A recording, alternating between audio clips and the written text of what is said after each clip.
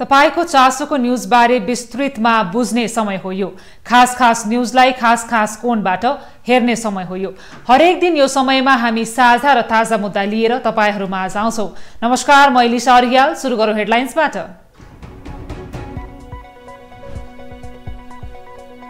संघीय शिक्षा ऐन तत्काल सदनमा पेश गर्न संसदहरुको माग। शिक्षा क्षेत्रमा कुल बजेटको 20% बजेट विनियोजन गर्न ध्यानाकर्षण।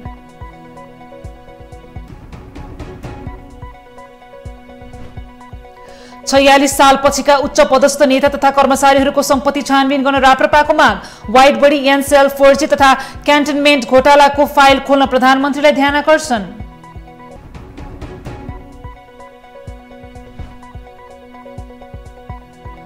वैदेशिक रोजगारीका क्रममा मृत्यु हुने नेपाली श्रमिकको संख्या बढ्दो। रेमिट्यान्समा रमाउने सरकारी निकायको ध्यान। श्रमिकको सुरक्षातर्फ भने नगएको गुनासो।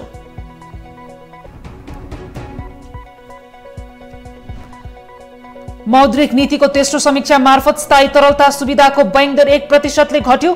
आर्थिक गतिविधि बढाउन बैंक दर घटाइएको राष्ट्र बैंकको स्पष्टोक्ति।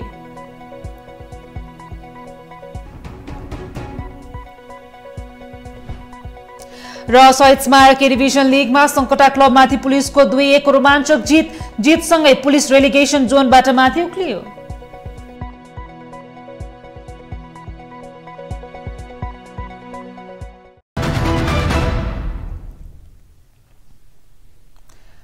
राष्ट्रिय सभा सदस्यहरूले गुणस्तरीय शिक्षाका लागि सरकारले शिक्षा क्षेत्रमा लगानी बढाउनु पनि आवश्यकता औल्याएका छन्। शुक्रबार दिगो विकास तथा सुशासन समितिको बैठकमा सदस्यहरूले यस्तो धारणा राखेका हुन्। उनीहरूले शिक्षा क्षेत्रमा व्यवस्थापन सरकारले ध्यान दिनुपर्ने, संघीय शिक्षा ऐन तत्काल जारी गर्नुपर्ने लगायतका शैक्षिक विषयहरूमा आफ्नो धारणा राखेका छन्। बैठकमा बोल्दै राष्ट्रिय सभा सदस्य नन्दा चापागाईले सामुदायिक क्याम्पसहरूको जग्गा व्यवस्थापनको विषय जटिल रहेको भन्दै सरकारले दिने अनुदान प्राप्तका लागि चाहिने जग्गाको विषयलाई सहजीकरण गर्नुपर्ने बताइन्। उनले जग्गाको विषयलाई लिएर जटिल बनाउँदा सरकारले दिने अनुदान नपाएको र भवन निर्माण गर्न सामुदायिक विद्यालयहरूलाई कठिन भइरहेको उल्लेख गरिन्। सामुदायिक क्याम्पसहरूको जग्गा व्यवस्थापनको विषय एकदमै जटिल रूपमा छ। अब यो हामी चाहिँ उनीहरूलाई चाहिँ जुन पैसा दिन्छौँ, रकमहरू यहाँबाट पठाउँछौँ युजिसी मार्फत, त्यो रकम प्राप्त गर्नको लागि जग्गा चाहिने भन्ने एउटा शर्त छ। त्यो जग्गा प्राप्त गर्ने त्यो बाटो चाहिँ एकदमै अप्ठ्यारो छ र सामुदायिक क्याम्पसहरूले त्यति कुरामा अल्झिएर चाहिँ पैसाहरू नपाएर भवनहरू निर्माण गर्ने कुरा अवरुद्ध भएको छ।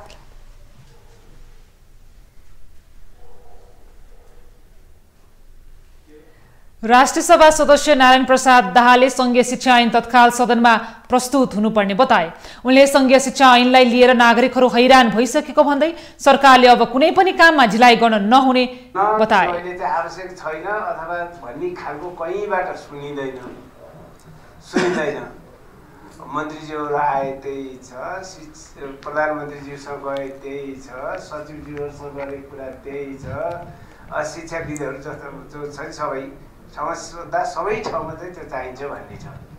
फेरि एकपटक सबै प्रक्रिया पुरा गरेर कुनै कारणवश आयो मन्त्रीमण्डल चेन्ज भयो, फेरि त्यसलाई कुनै नै तरिकाले लैजान पर्ने। अब यो बिरालो मान्ने चलनले पनि हामीहरूले अलि नेपाली जनता हैरान भयो। राष्ट्रिय सभा सदस्य भुवन बहादुर सुनारले पाठ्य पुस्तकमा नै जातीय समानताका विषयहरू संलग्न गराउनुपर्नेमा जोड दिए। उनले अहिले एक अर्को नेपाली बीच नै जातीयतालाई लिएर विवाद सृजना भइरहेको पाठ्य पुस्तकमा नै जातीय समानताको विषय राख्नुपर्ने बताए। समानताका विषयहरू संलग्न गरिदिनु पर्यो। यहाँ हामी नेपालीमा मानिसमा यत्रो विभेद भइरहेको छ, विभेदको चित्र चाङ चलिरहेको छ। यसले भविष्यमा राम्रो गर्नेवाला छैन। यस्तो विभेद भयो भने मान्छे स्वाभिमानको लागि लडाइँ लड्न सक्छ। त्यसले गर्दा हामीले बेलैमै यो बारेमा सोच्नुपर्छ। राष्ट्रिय सभा सदस्य सुनारले परीक्षाको नतिजा समयमै नहुने र उत्तर पुस्तिका हराउने विषयमा सरकार गम्भीर बन्नुपर्ने बताए। उनले परीक्षा दिन नपाएका कारण विद्यार्थीले आत्महत्या गरेको बारेमा शिक्षा मन्त्रालय कति गम्भीर छ भन्दै प्रश्न गरे।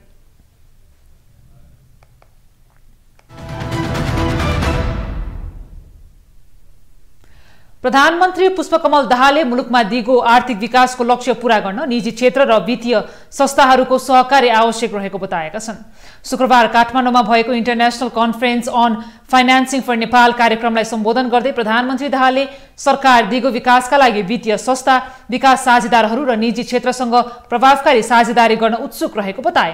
उनले सरकारले दिगो विकासका लक्ष्यहरू पूरा गर्न लगानी आवश्यक पर्ने मुख्य क्षेत्रहरू पहिचान गरिरहेको बताए। उनले दिगो विकास लक्ष्य पूरा गर्नको लागि भौतिक पूर्वाधार, ऊर्जा, पर्यटन, कृषि र उत्पादन समावेश रहेको बताए। नेपालले दिगो समाधान मार्फत लगानीको खाडल पूरा गर्ने प्रयासमा रहेको बताउँदै प्रधानमन्त्री दाहालले सरकार विदेशी लगानी आकर्षित गर्नका लागि अन्तर्राष्ट्रिय साझेदारहरूसँग काम गर्न प्रतिबद्ध रहेको बताए। Government is committed to work with other international partners to attract foreign investment and create new opportunities. We are eager to have an effective partnership with the private sector along with financing institutions and development partners in our development efforts. Right from the very beginning of my tenure, I am trying my best to create the conducive atmosphere for the effective partnership with the private sector. प्रधानमन्त्री दाहालले नेपालमा सरकारले विकासका लक्ष्य हात पार्नका लागि यसअघि नै लगानीका क्षेत्र तय गरेको र लगानीका लागि संस्थागत र संरचनागत व्यवस्था गरिरहेको बताए। उनले विश्वमा उताउँदै गरेका नयाँ वित्तीय लगानीका अवधारणाको खोजीमा सम्मेलन आयोजना हुनु निकै सान्दर्भिक भएको बताए।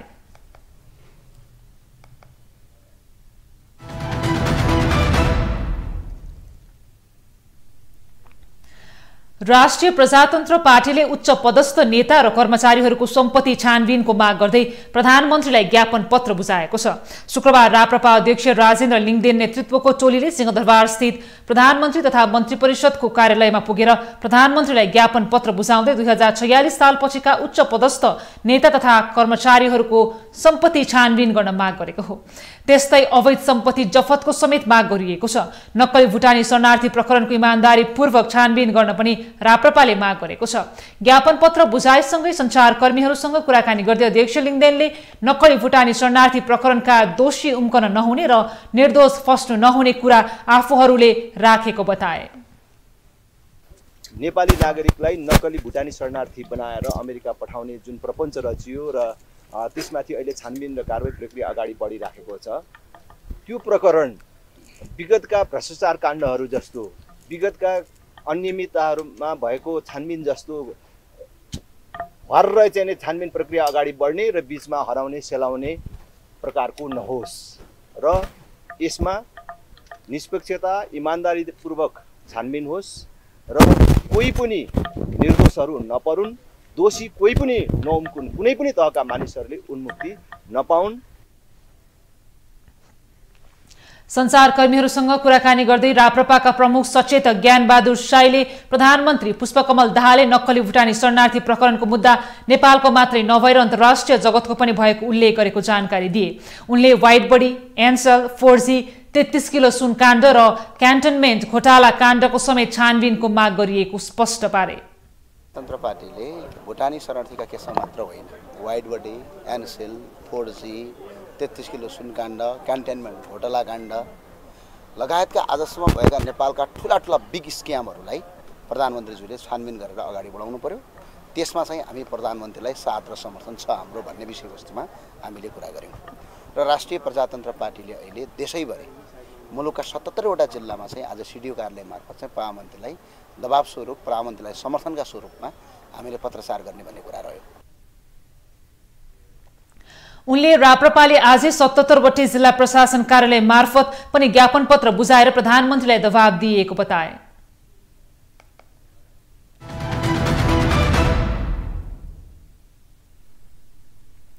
गृहमन्त्री नारायण काजी श्रेष्ठले विपद पूर्व तयारीको कामलाई व्यवस्थित र प्रभावकारी ढंगले गर्न निर्देशन दिएका छन्। शुक्रबार विपद जोखिम न्यूनीकरण तथा व्यवस्थापन कार्यकारी समितिको बैठकमा बोल्दै गृहमन्त्री श्रेष्ठले विपद पूर्व तयारीको कामलाई व्यवस्थित र प्रभावकारी ढंगले अगाडि बढाउन निर्देशन दिएका हुन्। उनले पूर्व तयारीमा यथास्थितिवादी सोच र व्यवहार भएको भन्ने टिप्पणी आउने गरेको भन्दै उनले आगामी दिनमा कुनै पनि कमी हुन नदिन बताए।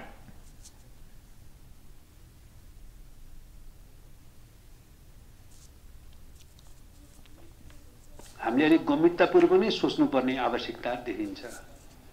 सधैँ हाम्रो यथास्थितिवादी सोच र व्यवहार चाहिँ भयो भनेर टिप्पणी आउने गरेको छ। यद्यपि हामीले कानुनमा संरचनामा केही परिवर्तनहरू गरेका छौँ र त्यसले सकारात्मक दिशातिर हामीलाई अगाडि बढाएको छ।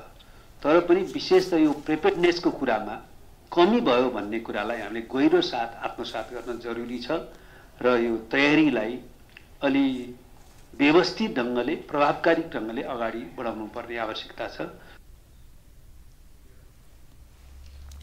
सिंहदरबारमा बसेको विपद जोखिम न्यूनीकरण तथा व्यवस्थापन कार्यकारी समितिको बैठकले डोटी, बाजुरा, लमजुङ, खोटाङ र भोजपुर केन्द्रबिन्दु भई भूकम्पबाट क्षतिग्रस्त घर परिवारका लागि अस्थायी आवास निर्माण गर्न 50,000 रुपैयाँको सहयोग गर्ने निर्णय गरेको छ। साथै आसन्न मनसुन पूर्व तयारी तथा प्रतिकार्यको ठोस कार्ययोजना आगामी बैठकमा बनाउने पनि निर्णय भएको छ। बैठकमा बोल्दै संघीय मामिला तथा सामान्य प्रशासन मन्त्री अमनलाल मोदीले हिउँदमा शीतलहर तथा वर्षायाममा बाढी पहिरो आउने कुरा निश्चित जस्तै भएकाले विपदका लागि प्रभावकारी पूर्व तयारी हुनुपर्ने बताए। अब असारमा बाढी पर्दा कुन ठाउँमा पहिलेदेखि नै बाढी आउँछ त्यसको पूर्व तयारी त्यही तपाईलाई अब पुरै डेङ्गुको समय खानेपानीको समस्या छ। यहाँ खानेपानीको सचिव आउनुभयो कि आउनुभएन अलि भर्खर यहाँ सबभन्दा जस्तो ठुल्ठुला सहरमा खानेपानीले कारणले विभिन्न रोगहरू छ। यति विपद छ कि कल्पना भन्दा विराटमा भएको बेलामा यति भयावह छ कि त्यतिखेर कयौँ मान्छेहरू त्यस्तो जोखिमहरूलाई न्यूनीकरण गर्नको निम्ति यस्ता विपदहरूलाई जोखिम न्यूनीकरण गर्नको निम्ति हामीले पूर्व तयारी गर्नुपर्ने छ। सबै सचेत हुनुपर्छ।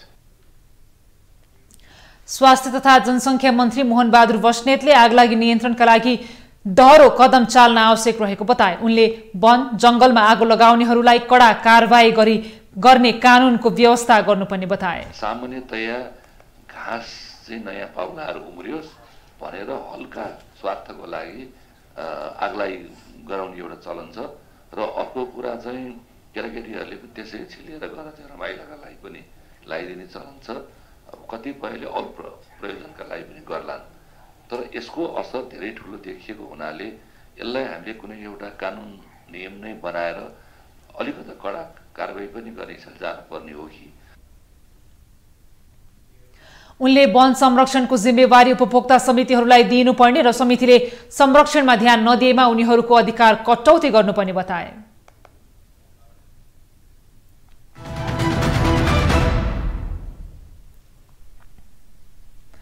नेकपा एमाले पार्टीको वार्षिक कार्ययोजना बनाउने भएको छ।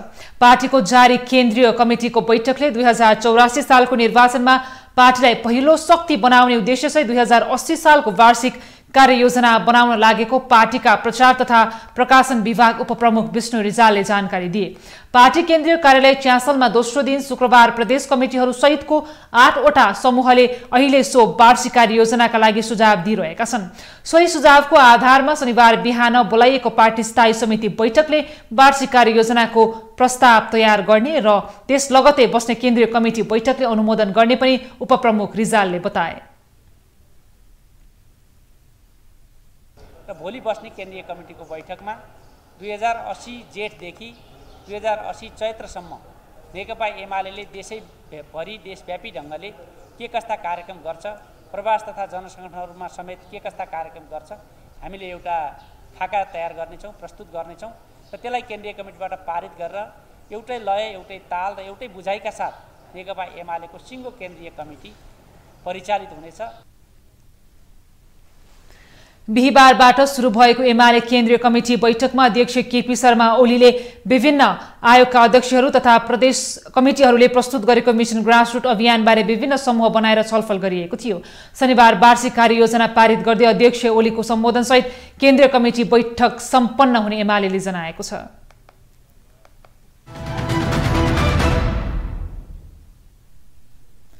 जनता समाजवादी पार्टी नेपालका अध्यक्ष उपेन्द्र यादवले संघ सरकारमा भएकै गठबन्धनकै आधारमा मध्य प्रदेश सरकार पुनः गठन हुने बताएका छन्। शुक्रबार जनकपुरमा पत्रकार सम्मेलनमा बोल्दै अध्यक्ष यादवले केही दिनभित्रै मधेस सरकार पुनः गठन हुने बताए। उनले संघीय सरकारमा भएको गठबन्धन अनुरूप नै मधेस सरकारमा पनि गठबन्धनको सरकार कायम रहने बताए। मुख्यमन्त्रीमा आलोपालो हुने भन्दै उनले अहिले भने सरकारको नेतृत्व जसपाले नै गर्ने स्पष्ट पारे।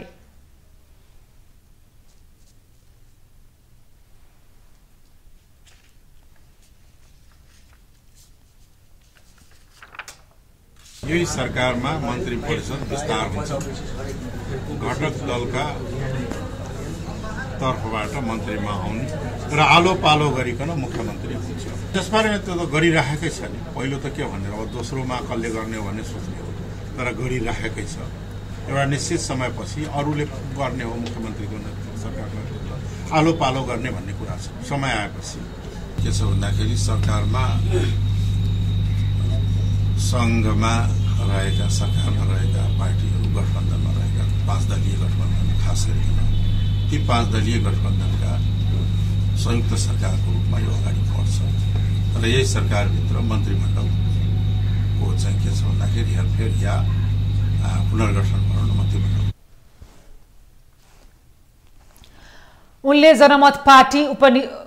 जनमत पार्टी उपनिर्वाचनमा सत्तारूढ गठबन्धनको विरोधमा लागेको उल्लेख गर्दै जनमतलाई सरकारमा ल्याउने नल्याउने जिम्मेवारी प्रधानमन्त्री पुष्पकमल दाहालको भएको बताए। उनले नक्कली भुटानी शरणार्थी प्रकरणलाई अपराध भएको टिप्पणी गर्दै कठोर छानबिन हुनुपर्ने बताए।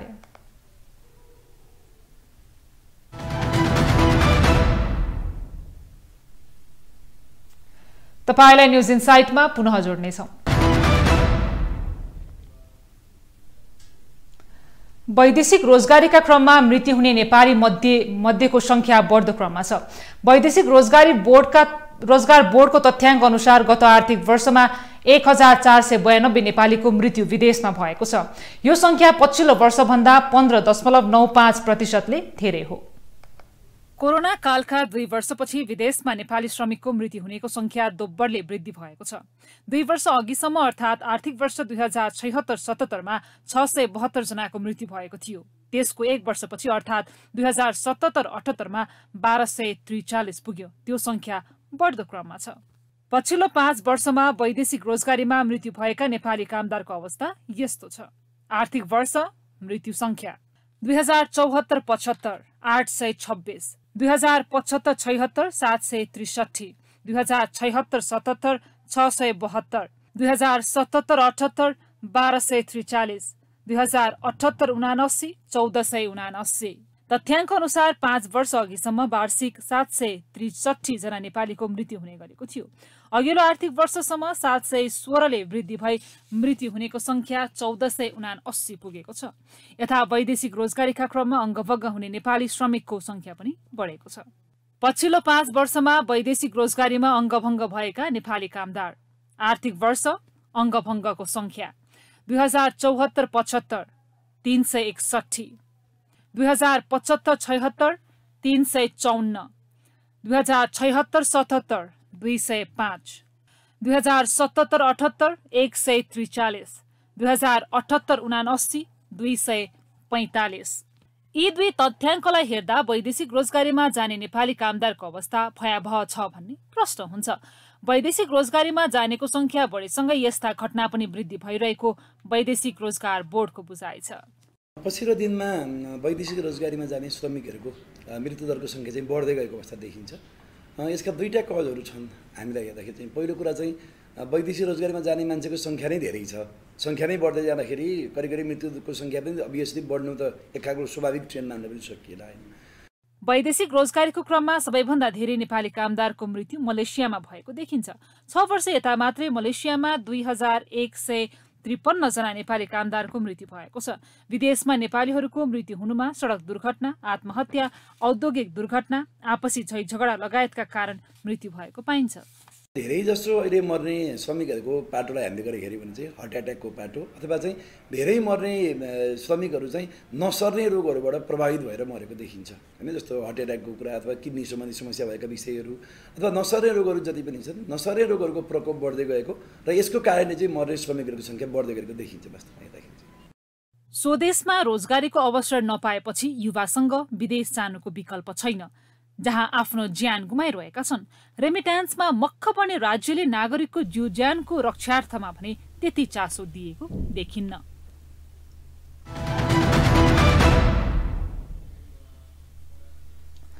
उपप्रधानमन्त्री तथा गृहमन्त्री नारायण काजी श्रेष्ठले काठमाडौँको रामशाह पथस्थित बगेखानाको अनुगमन गरेका छन्।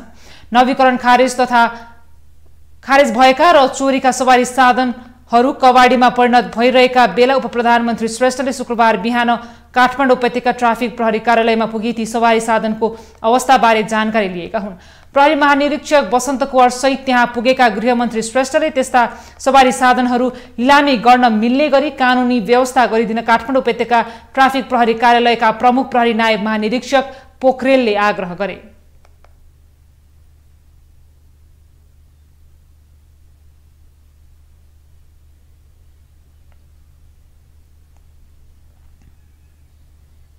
यो चाहिँ तपाईले बुदा बनाउनुस् प्रब्लमको हैन, त्यसपछि यसलाई समाधान गर्नुपर्ने कामहरू के हो बनाउनुस्, अनि त्यहाँ जाँच पडताल गर्नुपर्छ, छिटै निर्णय गर्नु। यही रूपमा राख्न त मिल्दैन है, त्यही हो। यता सो ट्राफिक कार्यालयका प्रहरी प्रमुख नायब महानिरीक्षक पोखरेलले भने आफूहरूले लिलामी गर्न मिल्ने कानुन नभएकाले त्यस्ता सवारी साधनहरू वर्षौंसम्म होल्ड गरेर राख्नुपर्ने अवस्था आएको उपप्रधानमन्त्री श्रेष्ठलाई ब्रिफिङ गरे। उनले त्यसका लागि विशेष कानुनको व्यवस्था गर्न ढिलाइ गर्न नहुने पनि बताए। यो नवीकरण दर्ता फेल भएको कुरालाई त अब लिलामी गर्ने अधिकार हामीलाई छैन। त्यसले गर्दाखेरि हामीले त अब लामो अवधिसम्म चाहिँ होल्ड गरेर राख्ने हो। विशेष कानुन बाहेक विकल्प छन् या नभए नेपाल सरकारले निर्णय गरेर चाहिँ गर्नु। यसमा त अब कानुनी प्रक्रियाहरू गर्ने भन्ने हिसाबले कानुनी प्रक्रियामा जाने, चाँडोभन्दा चाँडो व्यवस्थापन गर्ने कुरो। सो कार्यालयका अनुसार हाल काठमाडौँ उपत्यकाभित्र मात्र नवीकरण खारेज भएका र चोरीका सवारी साधनहरू करिब 2100 वटा थन्किएर बसेका छन्। तर कानुनको अभावमा ती सवारी साधनहरू ट्राफिक प्रहरी कार्यालयले लिलामी गर्न सक्ने अवस्था नभएको पनि काठमाडौँ ट्राफिक प्रहरी कार्यालयले जनाएको छ।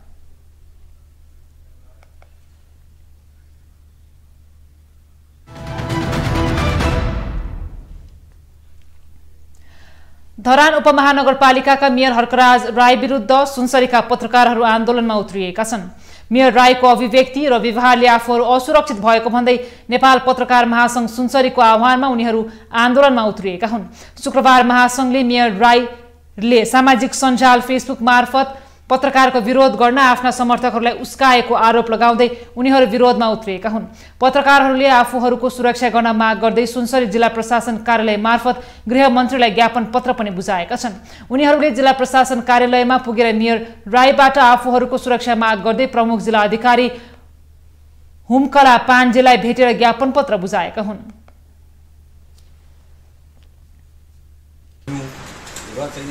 त्यही कारणले हामीले चाहिँ सुनसरीमा विशेष गरी धरमलाई कार्यक्षेत्र बनाएका पत्रकार साथीहरूलाई अस्तिको बैठकबाट हिजोको बैठकबाट आफ्नो सुरक्षा पहिला आफू सुरक्षित रहेर मात्रै पत्रकारिता गर्नु होला भनेर पनि हामीले अनुरोध पनि गरेका छौँ। फेसबुकबाट व्यक्त गर्ने विचारहरूले हामीप्रति उहाँले आफ्ना कार्यकर्ताहरूलाई उक्साइरहेको छ भन्ने चाहिँ हाम्रो ठम्याइ हो। त्यो कारणले हामी असुरक्षित छौँ। यो असुरक्षालाई तपाईँहरूको तहबाट सम्बोधन गरिनुपर्छ। मेयर राई विरुद्धको पत्रकार महासंघ सुनसरीको आन्दोलनलाई पत्रकार महासंघ मोरङ र कोशी प्रदेश समिति समेतले एकीबद्धता जनाएको छ। सामाजिक सञ्जालमा समेत मेयर साम्पाङले आफूहरू विरुद्ध आफ्ना समर्थकहरूलाई परिचालन गर्ने प्रयास गरेकाले सुरक्षाका लागि आफूहरूले प्रमुख जिल्ला अधिकारी मार्फत नेपाल सरकारको ध्यानाकर्षण गराउनु परेको महासंघका अध्यक्ष जनक ऋषि राईले बताए।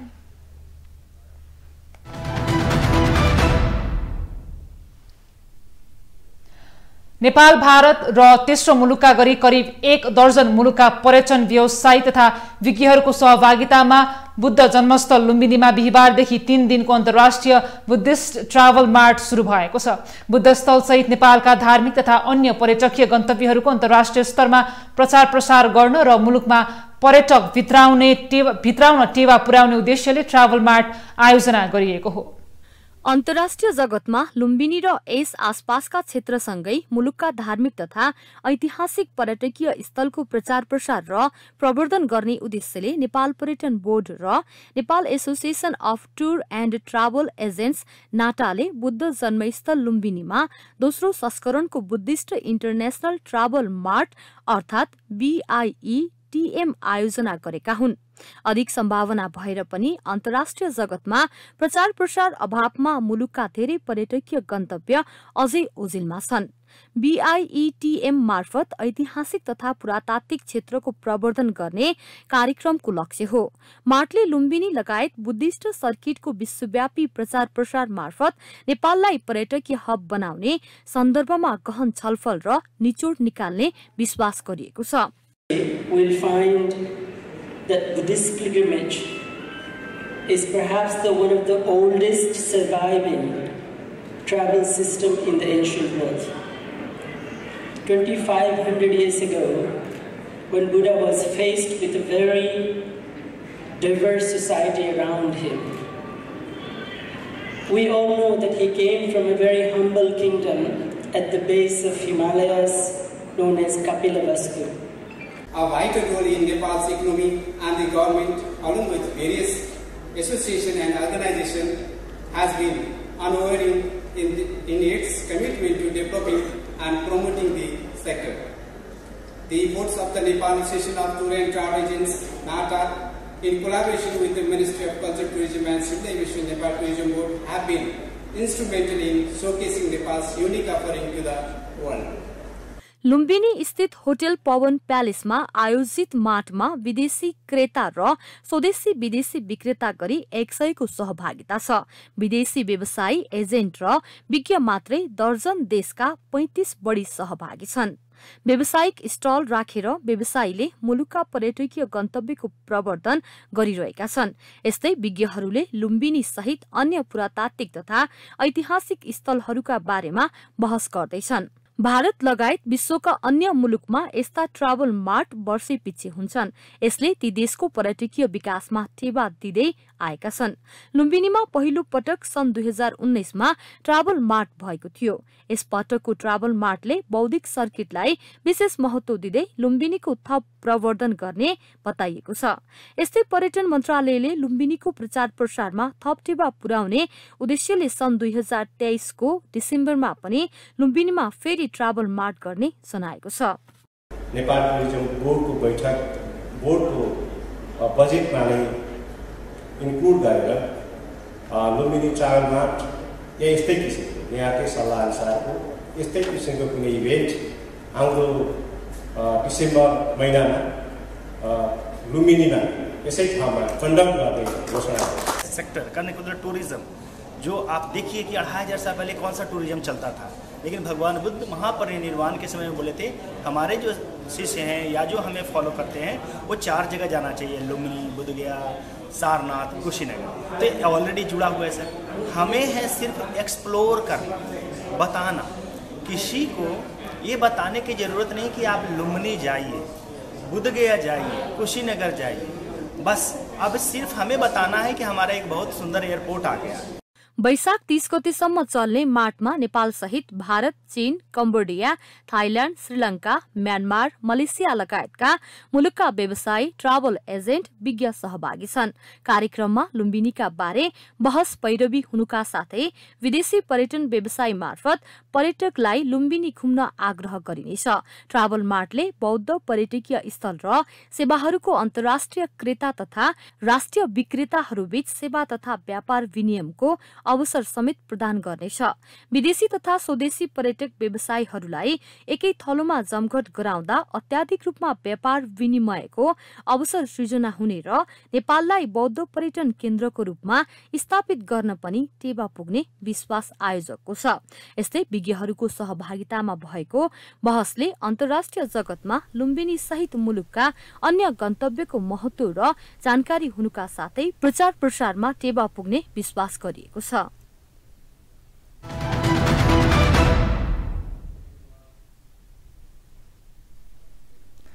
गण्डकी प्रदेश सरकारमा नवनियुक्त 4 मन्त्रीले पद तथा गोपनीयताको शपथ लिएका छन्, जस अनुसार महेन्द्र ध्वज जीसीले कृषि तथा भूमि व्यवस्था, रेशम बहादुर जुजालीले भौतिक पूर्वाधार विकास तथा यातायात व्यवस्था, जीत प्रकाश आलेले आर्थिक मामिला र दिपेन्द्र बहादुर थापाले उद्योग पर्यटन वन तथा वातावरण मन्त्रालयको जिम्मेवारी पाएका छन्। उनीहरूलाई गण्डकी प्रदेशका प्रमुख पृथ्वीमान गुरुङले पद तथा गोपनीयताको शपथ गराएका हुन्। वैशाख 9 गते एमालेका खगराज अधिकारी नेतृत्वको सरकार ढलेपछि कांग्रेस माओवादी सहितको गठबन्धनबाट गत वैशाख 14 गते सुरेन्द्रराज पाण्डे मुख्यमन्त्री नियुक्ति भएका थिए।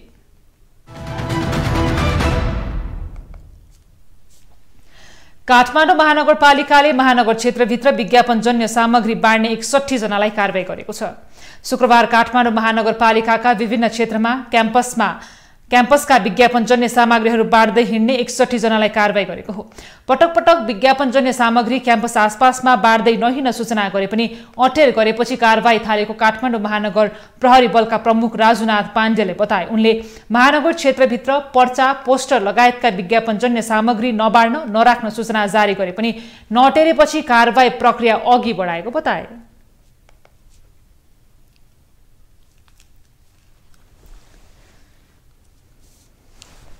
काठमाडौँ महानगरपालिकाले महानगर क्षेत्रभित्र पर्चा, पोस्टर लगायतका विज्ञापनजन्य सामग्रीहरू चाहिँ नबाँड्न नराख्न हामीले पटक पटक सूचना निकालेको र अनुरोध पनि गरेको र यो सूचनालाई बरखिलाफ गरेर विभिन्न परीक्षा केन्द्रमा अहिले कक्षा 12 को एक्जाम भइरहेछ। परीक्षा केन्द्रहरूमा चाहिँ अनाधिकृत तरिकाले चाहिँ पम्पलेट बाँड्ने, पोस्टर बाँड्ने, पोस्टर टाँस्ने यावत किसिमका गतिविधि गरिसकेपछि हामीले यो परीक्षा केन्द्रहरूबाट यस्ता पम्पलेट, पोस्टर बाँड्ने व्यक्तिहरूलाई चाहिँ हामीले चाहिँ उहाँलाई कार्यालयमा लिएर आएर र कारबाहीको दायरामा ल्याउन खोजेको हो। प्रमुख पाण्डेका अनुसार महानगरपालिकाले पहिलो पटक कारबाही गर्न लागि जसमा संलग्न संस्थाहरूलाई 5000 रुपैयाँ जरिवाना गरिएको छ।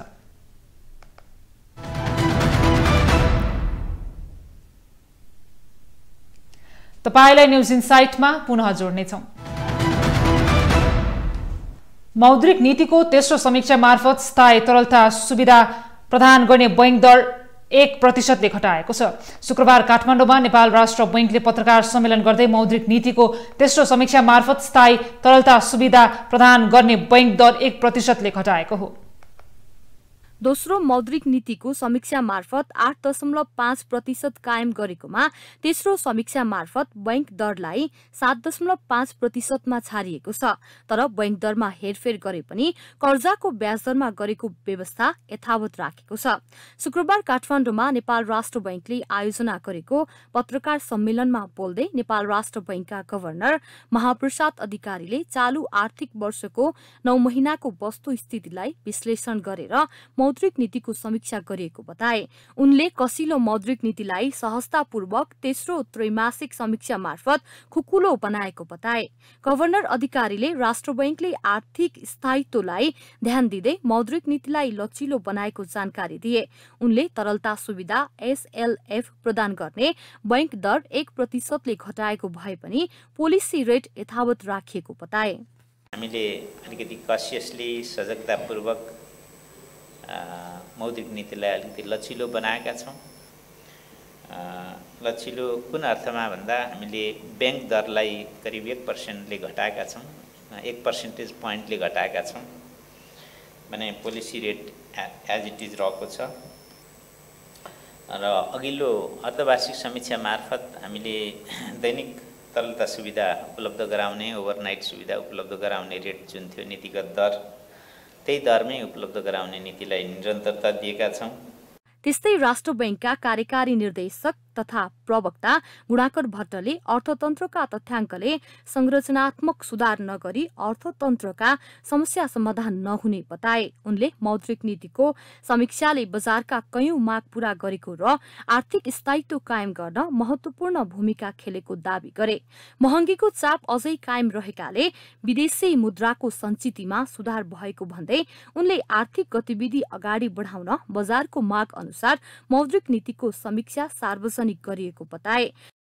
मौद्रिक नीतिको आजको समीक्षाले मलाई जहाँसम्म लाग्छ बजारमा पनि उठिरहेका कतिपय केही असहज अवस्था छ, यसलाई केही सम्बोधन हुनुपर्छ भन्ने जुन डिमान्ड आइरहेको थियो त्यसलाई पनि मलाई लाग्छ लार्जली राष्ट्र ब्याङ्क हामीले सजगतापूर्वक लचिलो भने तापनि लार्जली चाहिँ हामीले चाहिने फ्लेक्सिबल भएको मैले मेरो बुझाइ छ र त्यसलाई चाहिने बजारलाई पनि हामीले एकोमोडेसन गरिकन अर्थतन्त्रलाई चलायमान बनाउनका लागि अगाडि जाने र सँगसँगै समष्टिगत आर्थिक स्थायित्वमा कतैबाट विचलन नआओस् भन्ने कुरा पनि त्यत्तिकै महत्त्वपूर्ण छ भन्ने कुरालाई मौद्रिक नीतिको समीक्षाले राम्ररी इङ्गित गरेको छ।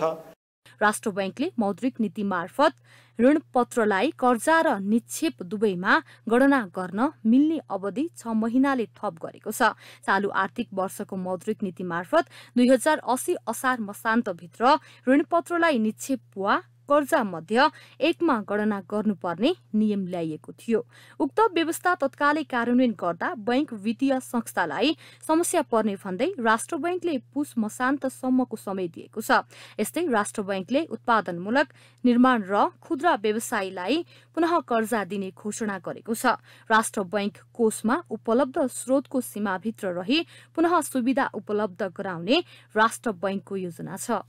अर्थतन्त्रको वास्तविक क्षेत्रमा शिथिलता आएको भन्दै बैंक तथा वित्तीय संस्थाले ऋणीको नगद प्रवाहको विश्लेषण गरी आवश्यकता र औचित्यका आधारमा होटल तथा रेस्टुरेन्ट, पशुपक्षी पालन, निर्माण क्षेत्रसँग सम्बन्धित कर्जा र 5 करोड रुपैयाँसम्मको अन्य क्षेत्रमा प्रवाह भएको कर्जालाई 2080 असार मसान्तभित्र पुनः संरचना, पुनः तालिकीकरण गर्न दिने नीति राष्ट्र बैंकले लिएको छ।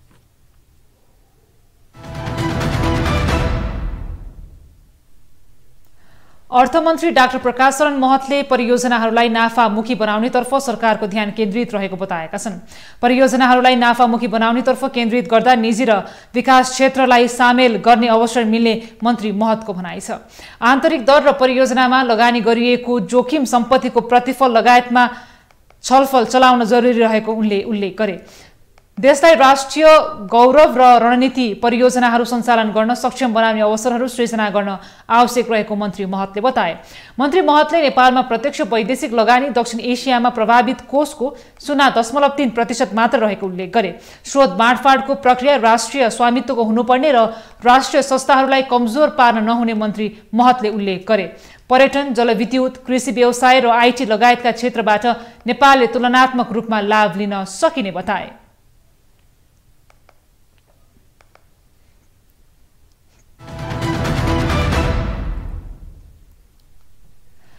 शहीद स्मारक ए डिभिजन लीगमा सङ्कटा क्लबमाथि 2-1 को रोमाञ्चक जित निकाल्दै विभागीय टोली नेपाल पुलिस क्लबले रेलिगेसन क्षेत्र छोडेको छ।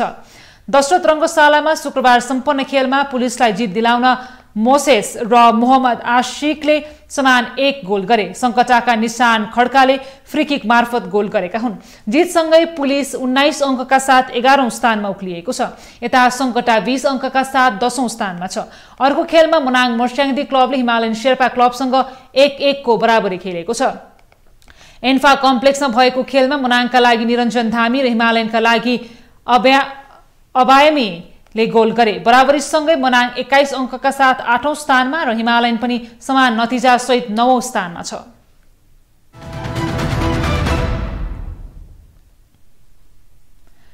पाकिस्तानको सर्वोच्च अदालतले पूर्व प्रधानमन्त्री इमरान खानलाई रिहा गर्न आदेश दिएको छ।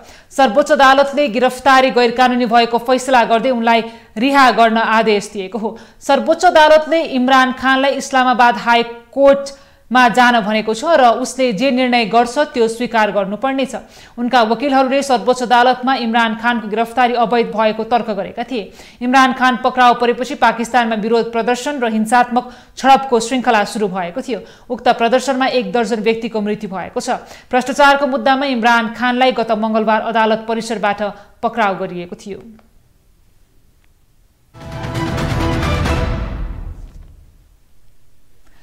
देश विदेशका यस्तै विभिन्न विषयवस्तुसँग हामी तपाईलाई जोडिरहनेछौँ न्यूज इनसाइटमा। नमस्ते।